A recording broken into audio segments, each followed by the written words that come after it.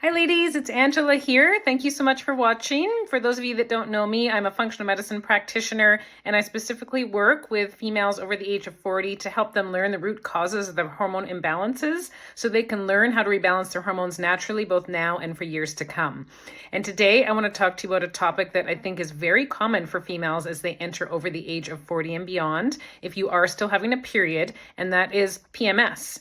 And PMS that may be getting worse than you've ever had it, or maybe if you didn't have it before, it's starting to rear its ugly head in your 40s. So we want to be understanding what is PMS, what are the top symptoms most commonly. Some of the symptoms are debilitating fatigue. This can be body fatigue brain fatigue in the form of brain fog, low motivation, lack of concentration.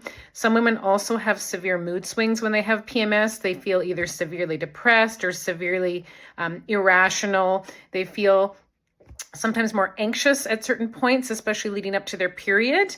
And they can also feel quite sad. They can feel like their mood is all over the place. And it's really disruptive both to themselves and also to others around them, close loved ones, people around your workplace. It's very disruptive to your life in general.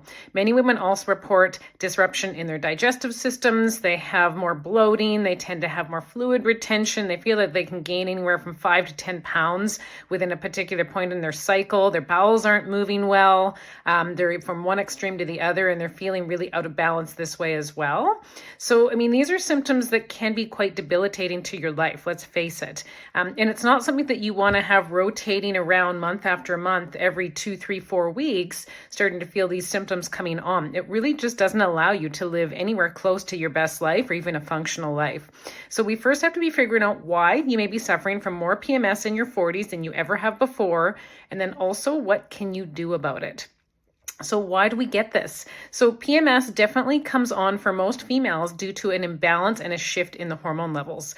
And as a female over 40, your hormone levels are shifting probably more than they ever have, minus maybe leading right up to prepubescent and puberty when you first got your period. So there is both fluctuations in estrogen and progesterone levels. So if this is estrogen, this is progesterone, they're both lowering, but they're lowering at an uneven rate. Progesterone's lowering more quickly and estrogen's really fluctuating up and down as it lowers. So these imbalances on the way towards the transition into perimenopause and menopause can cause a host of symptoms, and certainly at particular points in your cycle, it can contribute to more PMS. So often, women that never had these symptoms or not to this extreme are reporting them more and more as you get into your early 40s, mid 40s, late 40s, and even early 50s if you're still having a period. So what can we do about this?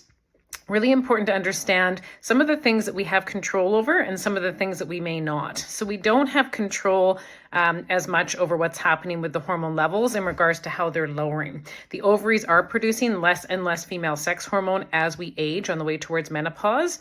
And this isn't really something that we can control for.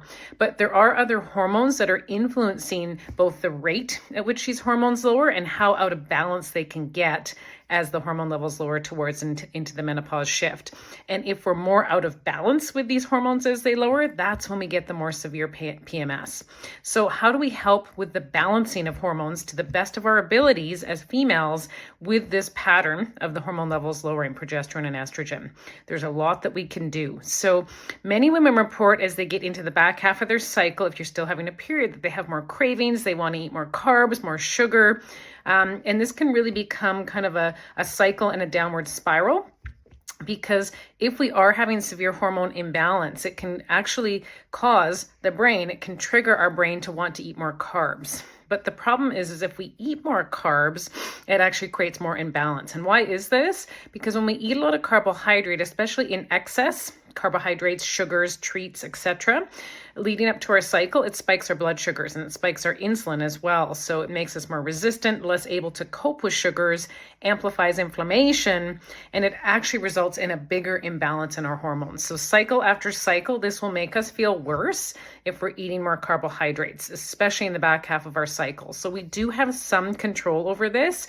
And what are some of the hacks around this? So really important to understand, what could you do when you're craving these sweets or these carbs? It's okay to eat some carbohydrate from grains when you are in the back half of your cycle. I'm certainly not suggesting that you eat none, but we want to make sure that we're not overdoing it. So when you're eating carbohydrates, you want to make sure that they're coming from whole grains. They're going to be less inflammatory for most women if they're gluten-free grains, and also if they're laden with fiber. So not our white simple carbs, but carbs that are, for example, brown rice versus white rice, whole grain slow cooking oats versus quick oats, just to give you some examples.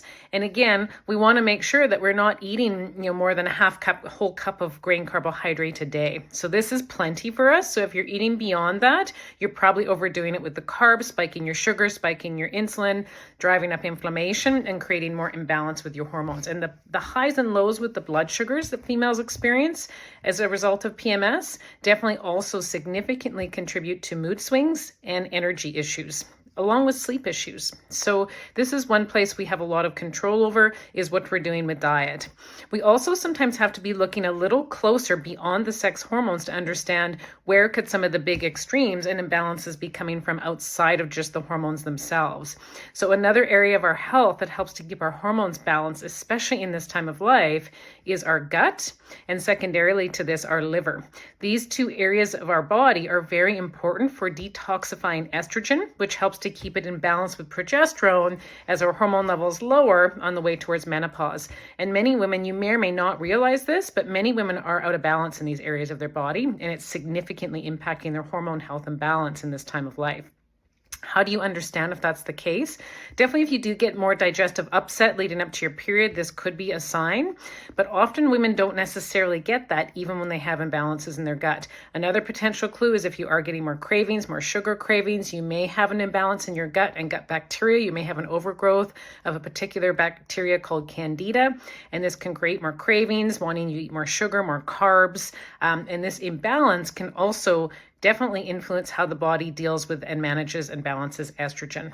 So often we have to kind of go through the weeds and dig a little deeper through and see beyond the hormones to where the imbalances in the systems are that aren't allowing our hormones to stay balanced in this time of life. So there is testing we can do to look at your gut health, to look at how well your liver is detoxifying estrogen. There's both urine and stool testing that I do run with my women that I work with one-on-one all the time to really look at the big picture and figure out what do we need to do to balance the body as a whole to help you rebalance your hormones and really help you dampen down and even eliminate that PMS.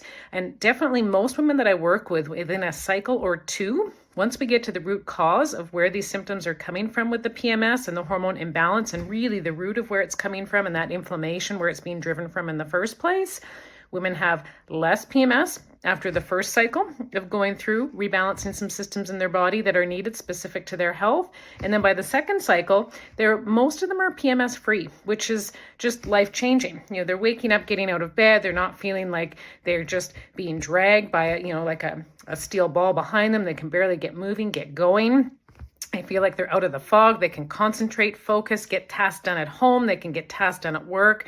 They're productive, and they just feel more balanced and happy and just willing to do what needs to be done in their everyday life from a mood perspective. So, of course, this positively influences not only themselves, but everyone else around them. So it is possible to get the balance back with PMS symptoms if you are a female over 40 and you feel like you're suffering month after month. But the truth is it's going to take more than just looking at your estrogen and progesterone levels and trying to balance those two things out as best you can in this time of life. Again, hormone levels are fluctuating a lot. The way that you can get through and understand how to balance them as best you can in this time period of life, that time leading up to the transition into perimenopause, menopause, and beyond, is to look at the body as a whole, understand what systems of the body are out of balance that are triggering the PMS symptoms for you as the hormones start to shift, and getting those areas back into balance. Those are the things that you have control over. We have control over what's happening with our gut health, our liver health, our insulin balance with blood sugars. So these are some things that we can work on. We don't have as much control as to the rate at which our hormone levels are lowering. This is a natural process that we all go through as females over 40. So if you're looking to understand how to break down what you have been working on potentially to try and get rid of that PMS without a lot of success, and you want to have really a root cause solution for you for long-term balancing so you don't have to go through this cycle month after month after month, please feel free to reach out to me. You can go to my website, www.angelasimpsonfunctionalmedicine.ca, and there is a place there to book a complimentary consult. I'd be happy to talk to you about your health, see if it may be a good fit for us to work together to help you not only balance your PMS, but potentially other symptoms that you might be having with the hormone shifts that females undergo as a female over 40, 50, and beyond. Also, if you haven't already, please like me on my socials, my YouTube channel. If you haven't joined my Facebook group yet, Functional Medicine for Hormonal Imbalances, please request to. There's a group of awesome women in there, 7,000 women that are all looking to rebalance their hormone health naturally. We have great discussions, weekly Facebook Lives, and it's a great community for you to get into to really start to learn how to balance those hormones naturally. Thank you so much for watching, and I'll be bringing you more and more information week by week to help you learn how to rebalance your hormones naturally. Bye for now.